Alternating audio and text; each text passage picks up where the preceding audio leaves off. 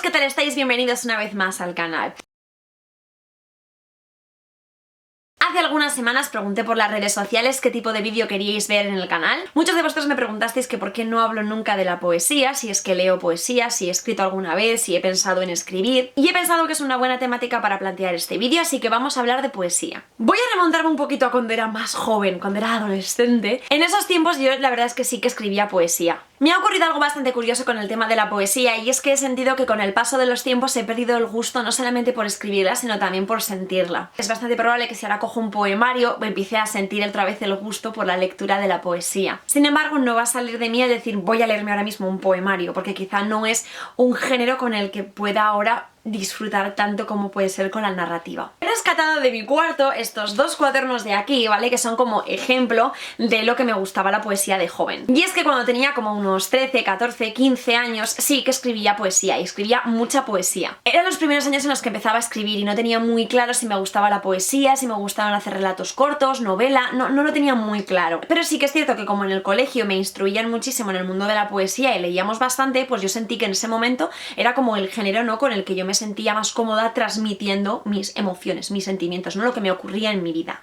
Tengo aquí como un montón de cosas, ahora que me estoy dando cuenta, pero bueno, si veis este cuadernito, que era súper mono, que me lo regalaron, ¿vale? Aquí tenéis como un montón de poemas. Entonces, ¿qué es lo que me pasaba? Que yo tenía como papel en sucio, y una vez que tenía el poema ya pulido, lo que yo consideraba que era pulido, porque sí que es cierto que no seguía normas, o sea, para mí la poesía sé que tiene muchas normas, que hay que hacer rimas y todas esas cosas, ¿no? Que hay normas, pero bueno, a mí las normas pues como que no me gustaban. Pero es que yo digo, pero la poesía para mí es libre, ¿no? Es como escribir una novela, yo puedo escribir lo que quiera, pues en la poesía también, ¿por qué tengo que hacer que rime? Si lo que a mí me importa es que tenga sentimiento, ¿no? O sea, que salga de aquí.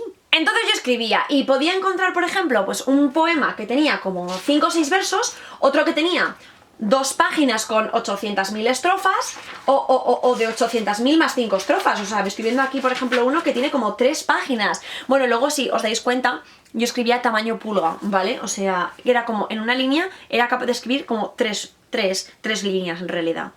Y este era como el último cuaderno que tuve en el que pasaba los poemas a limpio. Y luego estaba este, por ejemplo, en el que tenía como más y más poemas. Y muchos más poemas. No sé, yo tenía un montón y muchos más. Y eran súper largos. Y luego, por ejemplo, los tenía que corregir y los ordenaba. Y todas esas cosas. ¿Ves? Los tenía hasta en sucio. O sea, yo tenía...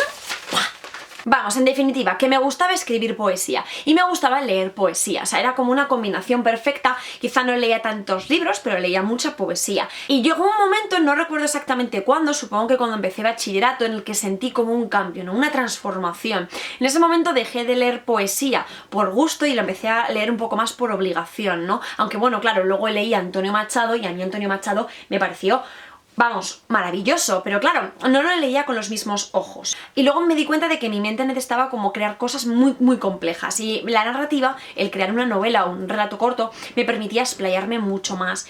Pero una cosa que a mí me gusta mucho de la poesía y que me sigue gustando y me sigue sorprendiendo es que es capaz de condensar emociones en 2 líneas, o sea, en serio, 4 versos dicen más que 300 páginas de un libro. Algo que yo creo que la narrativa y la poesía tienen en común es que son transmisores de emociones, de sentimientos, de pensamientos. Y muchas veces he pensado, ostras, ¿por qué no cojo todos estos poemas? Pero es que estos poemas los tengo en papel, o sea, es que no están ni siquiera digitalizados.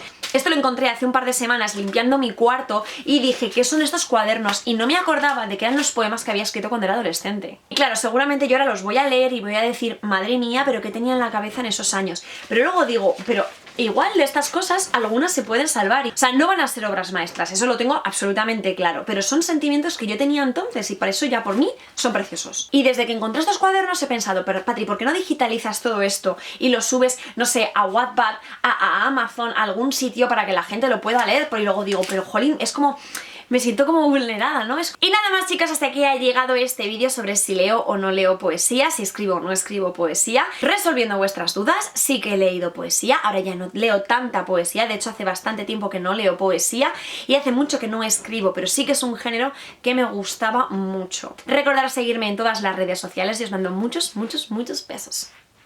¡Chao!